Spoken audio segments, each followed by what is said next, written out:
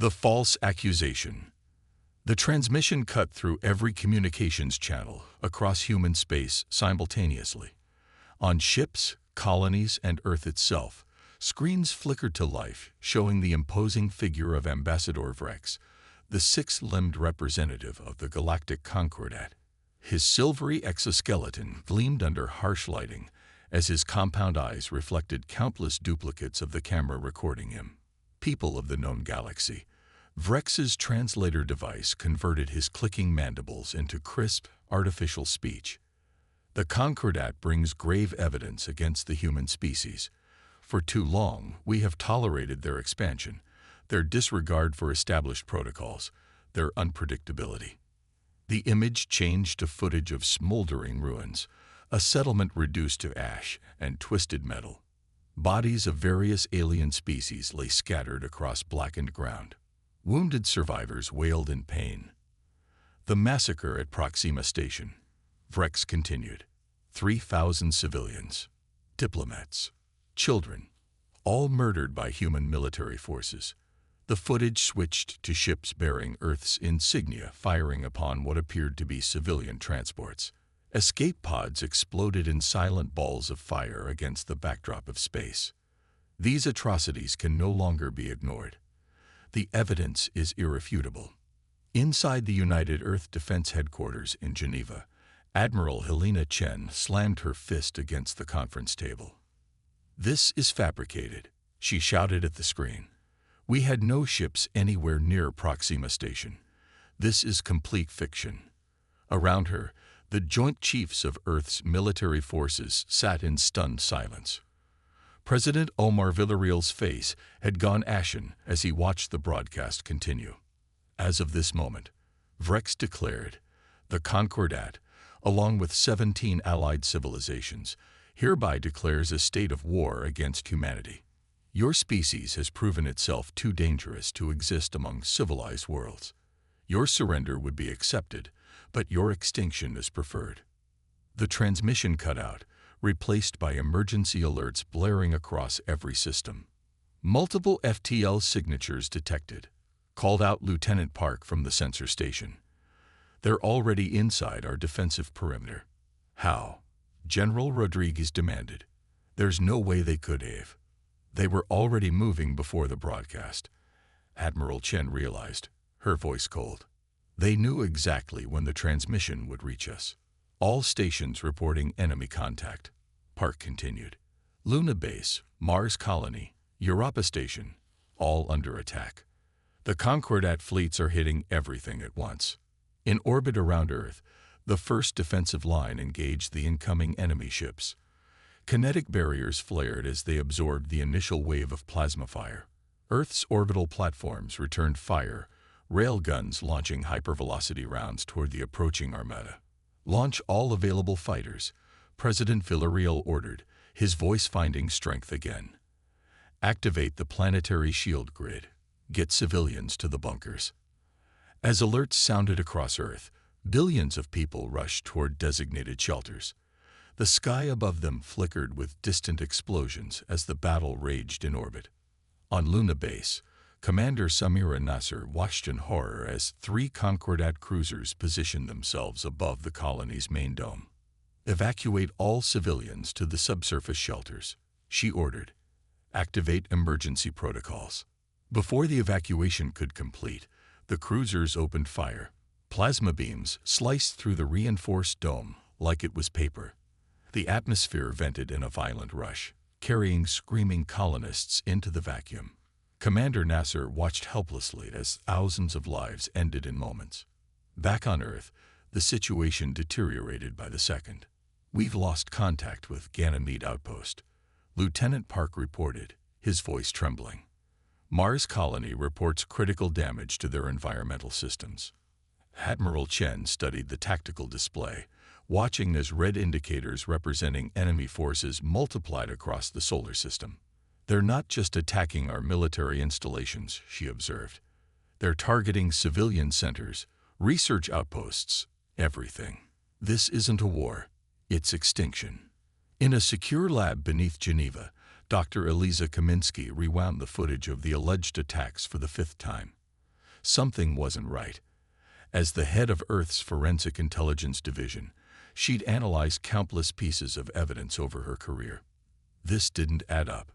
Computer, analyze visual artifacts in frames 2240 through 2876, she instructed. The AI complied, highlighting anomalies in the footage. Shadows falling in impossible directions, light sources that didn't match the environment, subtle distortions around the edges of the human ships. "This is manufactured," she whispered. "Skillfully done, but fake." Her assistant, Dr. Marcus Wong, leaned closer to the screen. Who would have the technology to create such convincing forgeries? And why frame humanity? Before Eliza could answer, the building shook violently. Dust rained from the ceiling as emergency lights flashed. "They've breached the atmospheric defenses," Marcus said, checking his tablet. "They're bombing the surface." "Download all this data," Eliza ordered, grabbing a portable drive. "We need to get it to the Admiral." Across the solar system, humanity reeled from the surprise attack. But they didn't break. On Europa Station, Lieutenant Commander Aiden Torres led a desperate defense against boarding parties. His team of Marines held the central hub, allowing hundreds of civilians to escape to the emergency submarines that would hide in the moon's subsurface ocean. "Hold the line," Torres shouted over the din of plasma fire. "Every second we give them is another life saved." A Concordat soldier broke through the barricade, its insectoid body moving with unnatural speed. Torres fired his rifle, the high-velocity rounds punching through the alien's exoskeleton. It fell, leaking blue fluid onto the station's deck. "They're pushing hard on the east corridor," Sergeant Kim reported. "We can't hold much longer." Torres made a decision. "Set the reactor to overload. We'll buy the evacuees more time." In orbit around Earth, the battle reached a critical phase. The human fleet, though outnumbered, fought with desperate valor. Captain Maya O'Keefe's destroyer, the UES Defiant, positioned itself between a Concordat battleship and the planet below. "Target their main weapons array," she ordered. "Fire everything we've got." The Defiant's railguns roared, sending tungsten slugs at near-relativistic speeds into the enemy vessel. The impacts tore through the battleship's shields, ripping open its hull. But the victory was short-lived as two more enemy ships moved to flank the Defiant. "Captain," her tactical officer called out, "we can't take them both." Maya's expression hardened. "Ram the nearest one. Full power to forward shields." The Defiant accelerated, its engines pushing beyond safety limits. It slammed into the enemy cruiser, the collision destroying both ships, but creating a debris field that disrupted the Concordat formation. Back at UAD headquarters, Admiral Chen received a priority transmission from Dr. Kaminsky. "Admiral, the footage is falsified," Eliza explained, her face covered in dust and blood from her escape through the bombarded city. "I can prove it. The human ships shown attacking Proxima Station don't match our construction patterns. They're simulations." Chen's eyes narrowed. "Then who really attacked Proxima Station?" "I don't know yet, but I found identifier codes embedded in the video compression. They're Arcturus origin, the Arcturians," Chen whispered. "They're founding members of the Concordat. Why would they?" The revelation hit her like a physical blow. The Epsilon Protocol. The agreement we refused to sign. The Epsilon Protocol would have given the Concordat access to Earth's unique quantum computation technology. Technology that made human FTL systems more efficient than any other species had developed. Earth had refused to share it, citing security concerns. "Get this information to our remaining ships," Chen ordered, "and find me a way to broadcast it to the neutral systems." 3 days into the war, Earth's defenses were faltering. The planetary shield grid flickered as power stations around the globe failed under concentrated bombardment. Half of Luna Base lay in ruins. Mars colony had gone silent. But a plan was forming.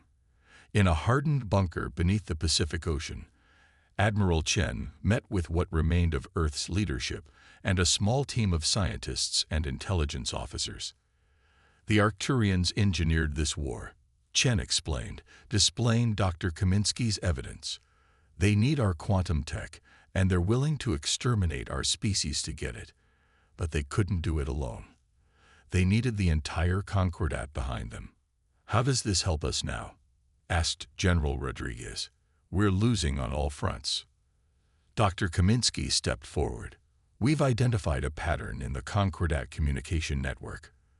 There's a central hub, a quantum relay station at Ta City. If we can get there, we can broadcast the truth to every species in the Concordat simultaneously. That's deep in enemy territory, Rodriguez objected. We have one ship that might make it, Chen said quietly. The Odysseus. The UES Odysseus was humanity's newest stealth vessel, equipped with experimental phase shift technology that could, theoretically, make it invisible to sensors. It's never been field tested, Dr. Wang pointed out. It's about to be, Chen replied. We need a small team. Volunteers only. The mission parameters are simple. Reach Ta City, upload our evidence to the quantum relay, and expose the Arcturian deception. Hands raised around the room. Despite everything, despite facing extinction, humanity refused to surrender. As the volunteers prepared for their desperate mission, the Concordat forces pushed closer to Earth itself. The orbital defenses were crumbling. Cities burned.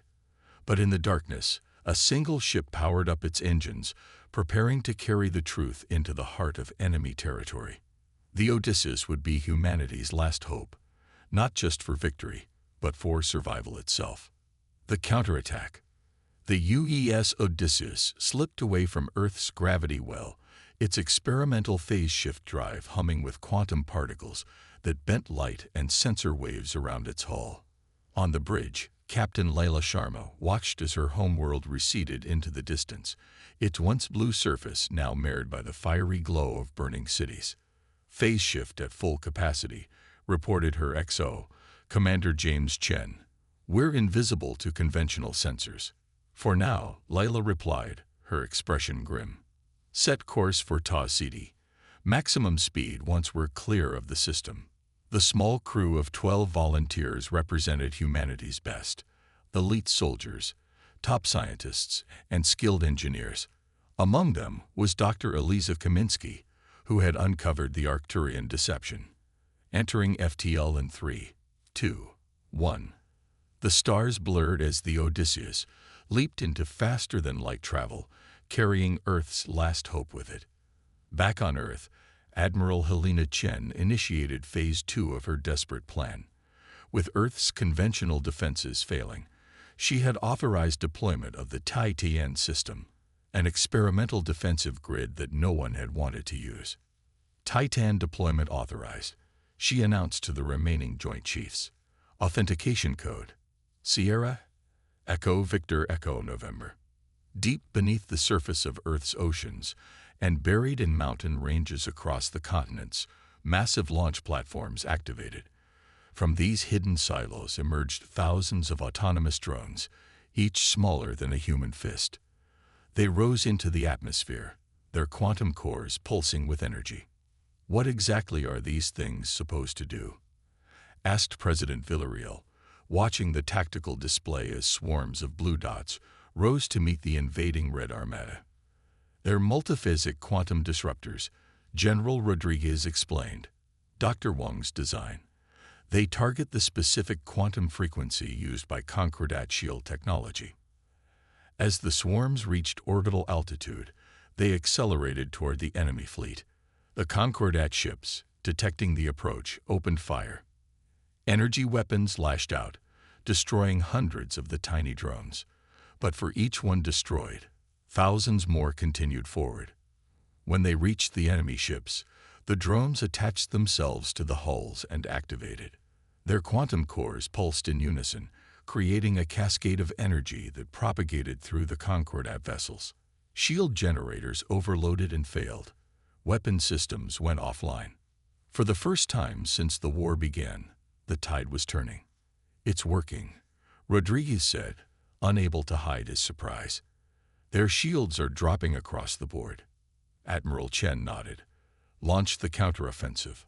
All remaining ships, all planetary defenses, hit them now while they're vulnerable. Earth's remaining defense platforms and ships opened fire with everything they had. Rail guns, missile barrages, and energy weapons all concentrated on the suddenly vulnerable Concordat fleet. Ships began to explode in brilliant flashes against the black of space.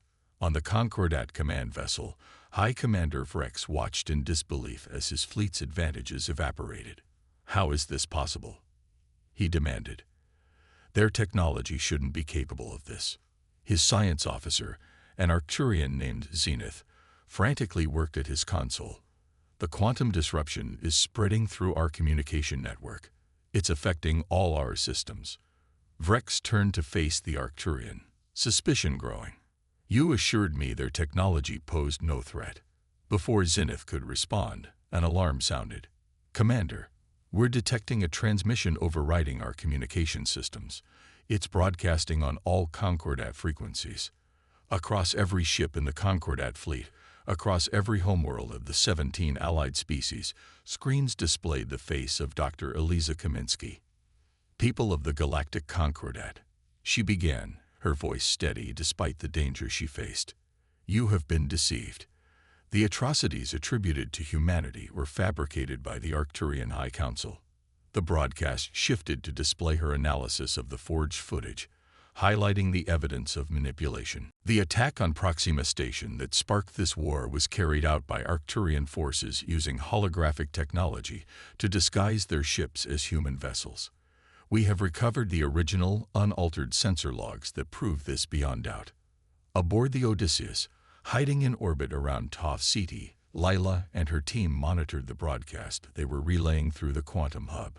Their infiltration had been successful, though not without cost. 3 of their team had died securing the facility from its Arcturian guards. "They're trying to trace the signal," warned Commander Chen, watching as enemy ships changed course toward Tau Ceti. "We need to finish this quickly."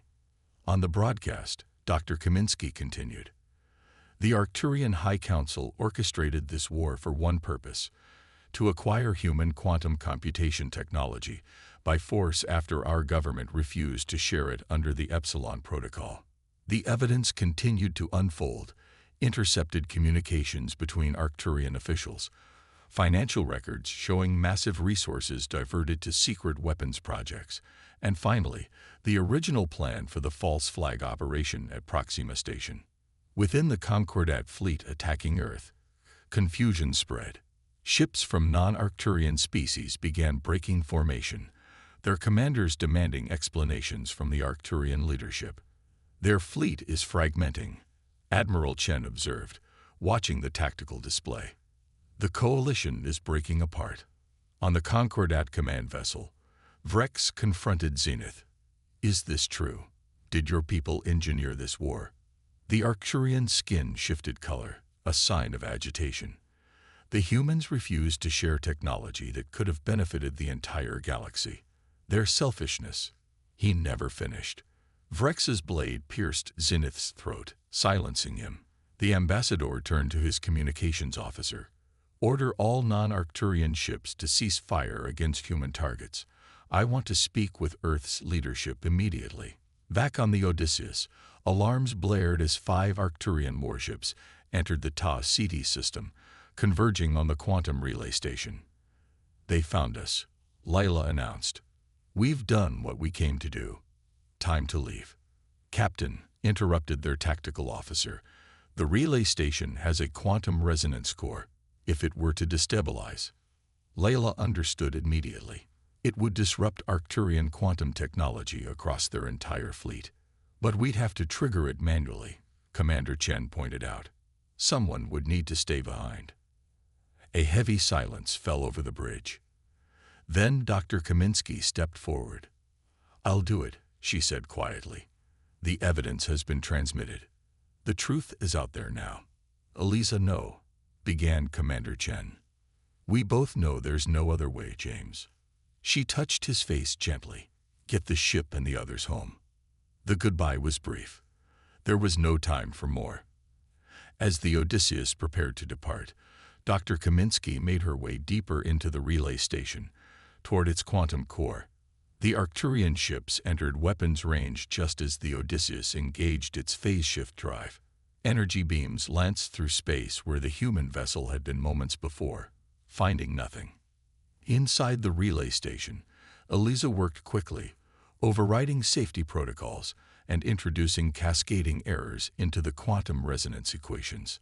Alarms blared as the system detected the impending catastrophic failure. "For Earth," she whispered, pressing the final command. The quantum core detonated, releasing a wave of energy that propagated through subspace. The wave hit the approaching Arcturian vessels first, causing their systems to fail catastrophically.